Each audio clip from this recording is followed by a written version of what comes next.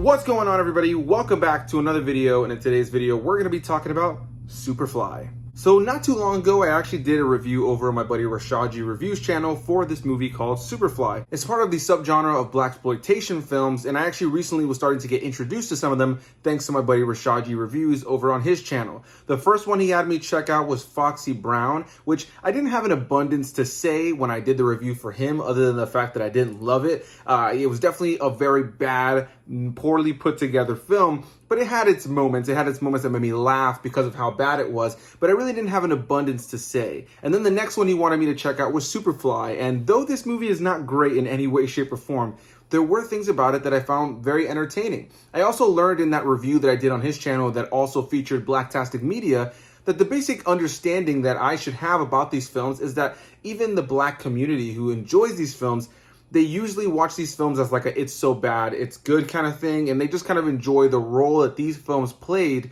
in Black cinema at the time, being able to see these films that were coming out in the 70s, some of them earlier. They had this Black lead character that was, a strong either hero or in, this case, just a strong character overall. And so, I just grew to appreciate that mentality about it. I have some more coming forward that I'm going to be doing with Rashad, and maybe I'll review some of them here on the channel, but I definitely wanted to start with Superfly, starring Ron O'Neal as the character of Priest, a drug dealer who's trying to get out of the life, trying to get out of this whole drug dealing situation, do one last big deal, one last big sale of drugs, and get out of it forever, and kind of has some issues that end up arising here and there. I'm also very happy to be joined by my buddy David from his channel Interpreting the Stars. You guys have seen him here on many occasions, so as usual, you can find the link to his channel down below in the description box. Go give him some love, let him know I sent you. We'll be hearing from him in just a little bit, but let's go ahead and get into my thoughts on Superfly. This is the first Blaxploitation film that I am reviewing here on the channel. The only thing that I've done that's a little bit close to this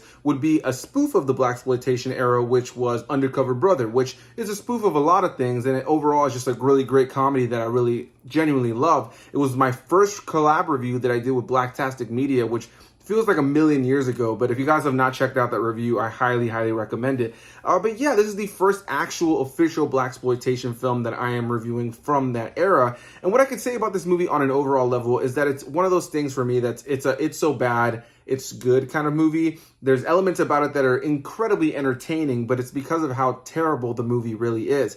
And what I can really say that really kind of kept me engaged was Ron O'Neal as Priest. I kind of felt he was too good for this movie. Now, he's not phenomenal, but he commits to the role to the point where it made me laugh in so many occasions because the acting around him is so bad. But he's so committed to these lines and these moments and some of this terribly choreographed action. Overall, didn't care about any of the characters or really the story. The story is a bit all over the place, and there feels like there's a lot that you can cut from this movie, and this movie would be incredibly short if you did.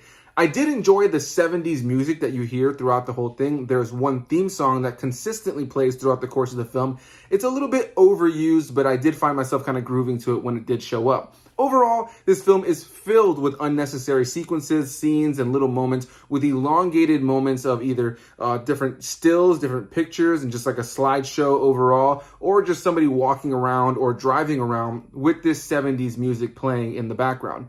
There's a lot that you can cut from this movie. Overall, it's not an incredibly well-made film, an incredibly shot film, an incredibly well-acted film, an incredibly well-written film, or any of those things. It's just kind of entertaining because of Ron O'Neal as Priest and a lot of the, again, it's so bad, it's good moments. I don't even really have an abundance more to say about this movie. I just kind of wanted to catalog it here on the channel. I think this is a movie that's not going to work for everybody. Some people will watch this movie and be bored, but I think a lot of people who are big film fans will watch this movie and kind of be able to just get a kick out of it because of how ridiculous it is.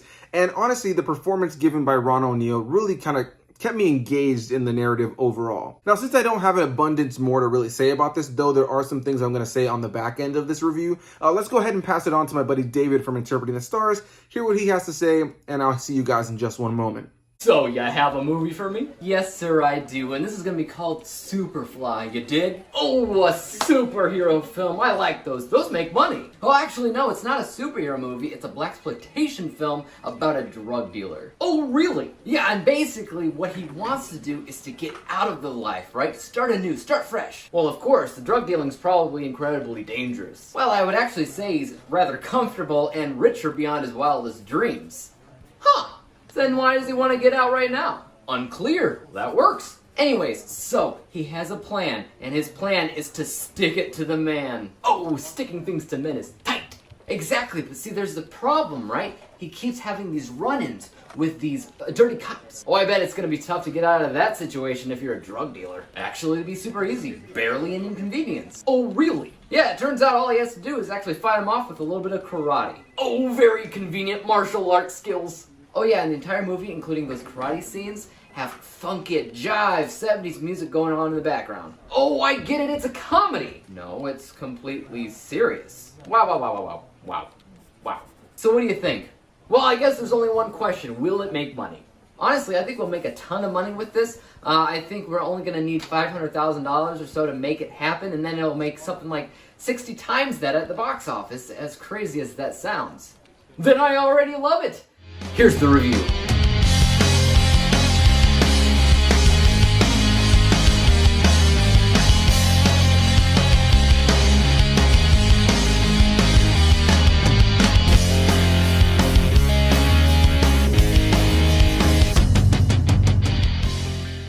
Hey guys, it's yo boy, Interpreting the Stars, back on Anthony's channel where he has asked me to discuss my thoughts on a little blaxploitation film called Superfly.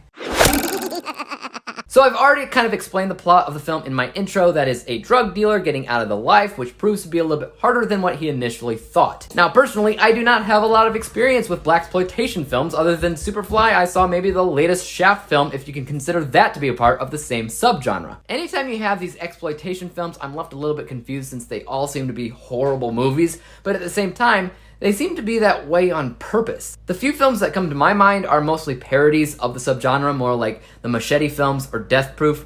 I never actually saw one from this time period until now, and seeing the aforementioned films, I can see now that they all kind of got the editing mishaps perfectly, because Superfly, edited horribly, shot horribly, has all these overdubbed lines at times that just sound obnoxiously fake, and it gets to this point where I ask myself, if the movie was made anywhere else, would it actually be a better film, or would it just not be the same? Because I'm inclined to say that the movie is just so bad that it's good.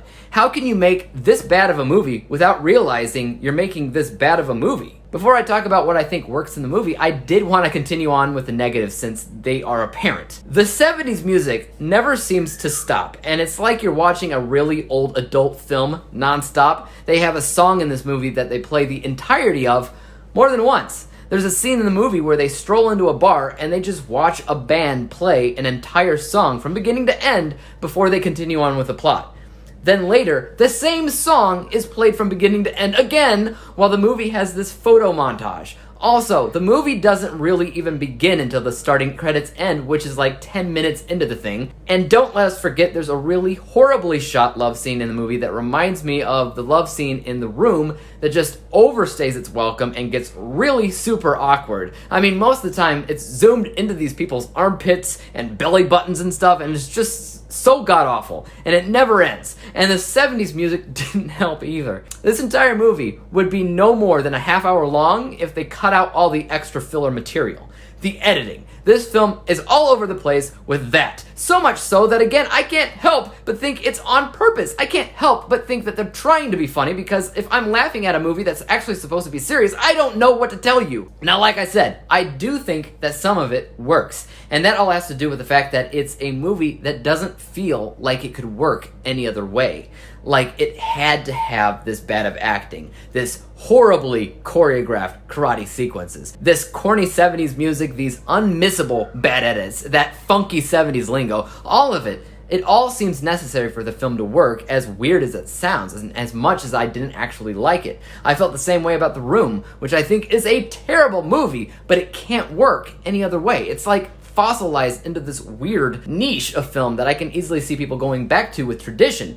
It may not be my cup of tea, but I kind of get it. But I only get it for those people that enjoy really old exploitation films of that decade. I know it's a cliche to say this, but movies aren't made like this anymore. And if they are, it's not exactly the same thing, like with Death Proof. You see the shoutouts, you see the love, but it really isn't the same thing. You really have to see it to believe it. And now onto the moment we've all been waiting for, my score. If you aren't familiar with how I score movies, I try to split my score into two sections. That is the unbiased score, or where the film goes right or wrong on a technical level, and the biased score, which is how I felt about the movie overall. My unbiased score isn't great, but it is over the halfway point because even though it had all those aforementioned problems, I can't help but think the movie wouldn't work at all without them. Really got me pacing back and forth when scoring these technical areas because I don't want to score it badly just because I didn't like it. I want it to be fair, and that jive lingo, that 70s music, those bad edits, all of it, it was all kind of necessary, but at the same time, it was kind of distracting too. This score for me was 54%. My bias score, or how I felt about the movie overall, wasn't great. Again, I can understand where others really enjoy the movie and they go back to it with tradition, but I wasn't there. I like the narrative of a film to be consistently relevant and not have these random montages throughout a film that are in all actuality nonsensical, time-consuming, and irrelevant. Though I did have a good time here and there with moments that I deemed to be so bad that they were good, but it still was not enough. This bias score is 46%, and when we average out the two scores together, we come to the final rating of 50%, 50 out of 100 possible stars, or an F letter grade. Sorry, Anthony, this does not get the Dave seal of approval, but technically I can understand where it does for others, and I do respect that. Anyways, I won't hog your channel that much longer, but to everybody watching, don't forget to like this video and to subscribe to Anthony's channel. He deserves it all. And until the next time we meet again, peace out! A big thanks to David from Interpreting the Stars for being here in another video. Always a pleasure to have you, my friend. And I know when I sent you this, you weren't excited about this. You didn't even know how you were going to word your review for this movie. But I think you did a great job, man. And for anybody who doesn't watch David already, he does such a great job of breaking down films on a technical level with his bias and unbiased review. Really enjoy the way he does that. And if you guys are not already subscribed to his channel, the link is down below in the description box. Go give him some love. Let him know I sent you. And yeah, man, I feel like we're pretty much on the same page with this movie. I think overall, this is not a good movie, right? This is not a movie that I could ever recommend on a level that is like, wow, this is a cinematic classic. But it is a classic in a lot of ways. And, you know, I've always heard its name. I know kind of what it is in the Black community, especially for that time in cinema.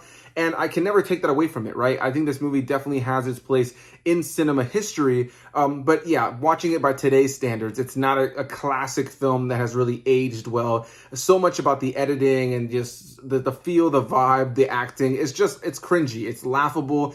And you can definitely tell in so many sequences in this movie that this was super cheaply made. There's an action sequence near the end of the film where Priest is doing this very terribly choreographed action karate sequence, and it is just hysterical. They are throwing punches that are not landing in any way, shape, or form. The angles of the camera completely give away any sense of illusion in any of these fights. And the whole movie overall, it lingers on things for way too long that it doesn't need to linger on. It just completely reuses shots, moments, and music consistently throughout the entire film to just kind of fill in time.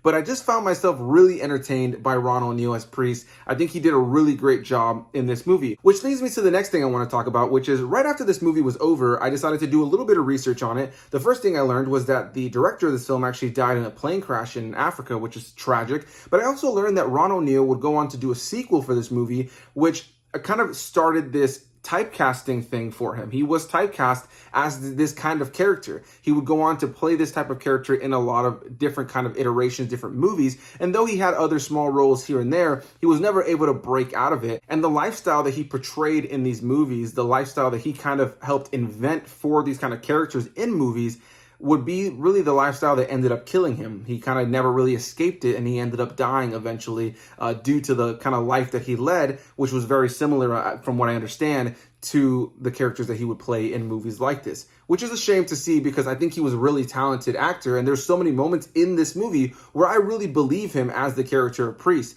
In a movie filled with really bad performances, bad editing, and all that kind of stuff that can really make a performance, I think he did a great job. The costume design in this film is really good, even though it's not really costume design because it was just clothes of the time. But yeah, there's a lot about this film that I definitely enjoyed and found entertaining. But again, it's usually on a it's so bad, it's good level. So yeah, guys, that's going to wrap up my quick thoughts on Superfly. Again, you can find the link to my buddy David's channel down below in the description box.